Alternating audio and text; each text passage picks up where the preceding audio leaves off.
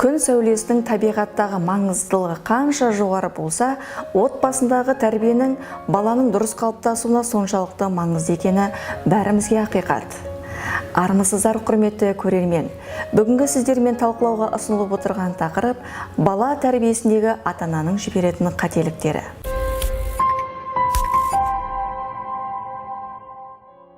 Бала тәрбиесі жай ғана қарайтын іс-әрекет емес, ол күрделі жауапты міндет.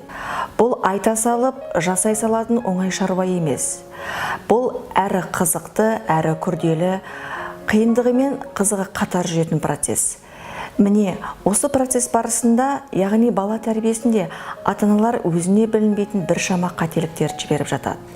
Осы аталған қателіктердің көбісі баланың тұлға болып қалыптасуына, мінез-құлқына, психикалық саулығына қалай әсер етіп жатыр, оны байқай бермейтін кездеріміз болады. Ал қоғамдық отбасылық тәрбиелердің барысында қандай бала тәрбиесінде қателіктер бар? Осы жөнінде жалпы ата-аналардың пікірі мен көзқарастарына назар аударсақ. Қазіргі таңда бала тәрбиесінде отбасы ішіндегі қарым-қатынастарда біз өзіміз байқамайтын көптеген қателіктерге жол беріп жатқанымызды білеміз. Оны біз әрі сол бала тәрбиесіндегі бір құрал ретінде пайдаланамыз ба, сондай ойда пайдаланамыз, бірақ оның қате екенін түсінсек те, бірақ сол құрал ретінде соны көптеп пайдаланып та кете береміз күнделікті өмірде. Оның бір мысалысына айтуға болады, өзінің қатарластарымен, үйдегі өзге балалармен салыстырмалы түрде оның жетістіктерін, оның кемшіліктерін, негізі кемшіліктерін көбінесе өзіне бетіне басып айта береміз. Оны былай о баланың мінез-құлқына қалай әсер етіп жатқаны, содан ол балаға тәрбиелік мән жағынан қалай әсер етіп жатқаны, онысына біз онша мән бере бермейміз. Ата-ананың баламен қарым-қатынасы, әңгімелесуі сол жеткіліксіздеу деп ойлаймыз, байқаймыз енді өзіміздің жағдайда.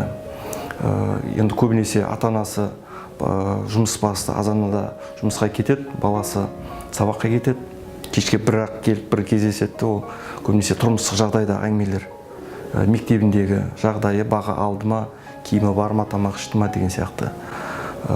Енді осы төңіректе қарап ойлайтын болсақ, сол өсіріп жатқан баланың алдағы уақытта қандай тұлға болып қалыптасуына ата-анасының беріп жатқан бағыт-бағдары кемдеу болып келе жатыр деп ойлаймын. Ата-ана бала тәрбиесін тәрбиелеуде бір қорқыныш сезім пайда болады. Сондықтан болар баласын қатал тәрбиелегісі келеді. Яғни баласын қатал тәрбиелеймін деп шектен тыс қаталдық жасайды. Қателік жасаған баланың қателіктерін үнемі бетіне басып, сол қателікті ұрынбас үшін сол қателікке үнемі ескертіп отырамыз. Сондықтан баланың қаталда, қатыгез, кекшіл болып өсуіне себепкер болып жатамыз. Ал ата-ананың бала тәрбиесінде кетіп жатқан қателіктерін бала қалай еңсереді? Жалпы тәрбиедегі ең қиын нәрсе бала мінез-құлқының себептерін тануда. Жалпы бала өзінің қарсылық көзқарастарын, қанағаттанбаушылық сипатын қалай білдіреді? Ата-анам мені жақсы көрмейді. Менен гөрі үйдегі басқалар жақсы көреді. Үнемі салыстырады. Ата-анам маған ұрса береді. Олар мені жек көреді. Мен басқалар сияқты мықты емеспін. Үйдегілер маған солай айтады. Мен қызықпайтын нәрсені маған жасатқысы келеді. Ата-анамның мен үшін уақыты жоқ. Ата-анам мені түсінбейді, оймен де санаспайды. Мені кішкентай бала деп ойлайды, мен қазір үлкенмін ғой. Ал ата-ана ретінде осы балаларымыздың естіп жатқан сөздердің астарындағы сезімдік байланыстарын түсіне аламыз ба? Шын мәнісінде бұл сөздер балалар арасында жиі еститініміз шындық. Бұл сезімдік байланыстардың туындау себебі неде? Бұған сұрақтың жауабын алу үшін алдымен күнделікті ата-аналардың балалармен қарым-қатынас барысындағы тұрмыста қолданып жүретін фразаларына көңіл аударып шолу жасасақ. Мен сенен үлкенмін, мен не айтам, сол болады. Менің қалағанымды жасамасаң, менің балаңым емессің. Сенімен сөйлеспеймін. Не істесең соны істеші айналайын. Жұрттың балаларына қарасаң, Біз сендей кезімізде өзім жасаймын. Сен оны әлі істей алмайсың. уақытым жоқ, сосын. Бола ма, болмай ма көңіл күйме қарай. Бізді неге ойламайсың? Өз мәселең өзіңе, шаруам жоқ. Қарап отырсақ, бұл фразалардың бала тәрбиесінде кетіп жататын кемшіліктерімен сабақтасып кіріктіріліп жататынын байқаймыз. Қолданыстағы сөздерге қарап отырсақ, жалпы бала тәрбиесінде біз қандай кемшіліктерді жіберіп жатырмыз? Ата-ана мен бала арасындағы қарым-қатынастың қаншалықты әсері бар деген сұрақ аясында жауаптарды қарастыратын боламыз.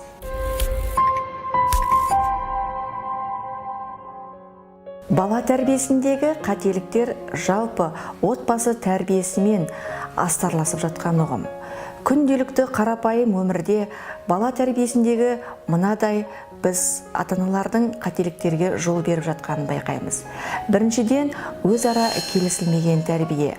Ата-ананың тәрбиедегі жауапкершілігіне екі жақты көзқараста болуы, белсенді араласпауы. Келесіден, салыстырушылық көзқарас, яғни баланың болмысын ескермей, қызығушылық қабілет қарымына мән бермей, салыстыра отырып, баланың өзіндік бағалауына кері әсер ықпал етуі. Үшіншіден, шамадан тыс қамқорлық көрсету. Ғылыми терминмен гиперопека деп аталатын бұл тәрбие стилінде баланың өзіндік дамуына жол бермей, ата-ананың шамадан тыс қамқорлық пен шешім қабылдаудағы белсенділігінен баланың толыққанды даму кеңістігінің шектелуі байқалып жатады. Қоғамдық даму үдерісіне қарамастан, қым-қуыт замандағы ата-ананың жұмысбастылық әсерінен, өз эмоциясын басқара алмау себептерінен балаға деген елемеушілік, көңіл бөлмеушілік көзқарастардың, іс-әрекеттердің орын алуы. Баланың құқығын қорғау қажеттілігі деген санаға қонып қалған ұғымның әсерінен баланы тым еркінсітіп кету, сол құқықтың астарында баланың өз жауапкершілігі мен міндеттерін түсіне алмаудағы қателіктерге жол беру. Сондай-ақ ата-ананың өз жоспары мен өз мақсаттарына негізделген бұйрық пен талап қоюға бағытталған қаталдық принципін ұстану отбасындағы бала тәрбиесіндегі өзекті мәселелердің бірі. Отбасы тәрбиесінде естеріңізде болсын, тәрбие бағыты баланың жас ерекшелігін шамасына және жыныстық ерекшелігіне сай жүргізілуі басты назарға алыну керек. Сондай-ақ балаңыз қалай бар, оның табиғаты мен болмысын жақсы көре біліп, оны салыстырмауға тырысу қажет. Осы ретте балаңызды тереңінен танып, оның күшті жақтары, күшті қабілеттерін айқындауға тырысып, сол бағытпен жұмыс жасауға тырысуыңыз қажет. Тәрбиені талап пен бұйрыққа сәйкестендірмей, балаға тек сеніммен қарап, сенімділікке бағыттау қажет. Отбасында бәрінен бұрын ұйымдастырылып жатқан тәрбие бағытын әке және ана тарапынан келісілген түрде бір бағытта жүргізуді қадағалап отыру қажет. Жалпы ойды қорытындылай келе, құрметті ата-ана, біз сіздерге айтатынымыз, біз өте үлкен қателікті бала тәрбиесіне жіберіп жатамыз. Өзімізді тәрбиелемей жатып, баланы тәрбиелеуге тырысамыз. Сондықтан балалар үшін үлгі болатыныңызды естен шығармайық. Балаға көбіне 3 алуан түрлі мінез шығады. Біріншісі ата-анадан, екіншісі ұстазынан, үшіншісі құрбы-құрдасынан. Солардың ішінен бала қайсысын жақсы көрсе, сонысынан көбірек жығады. Абай Құнанбаев.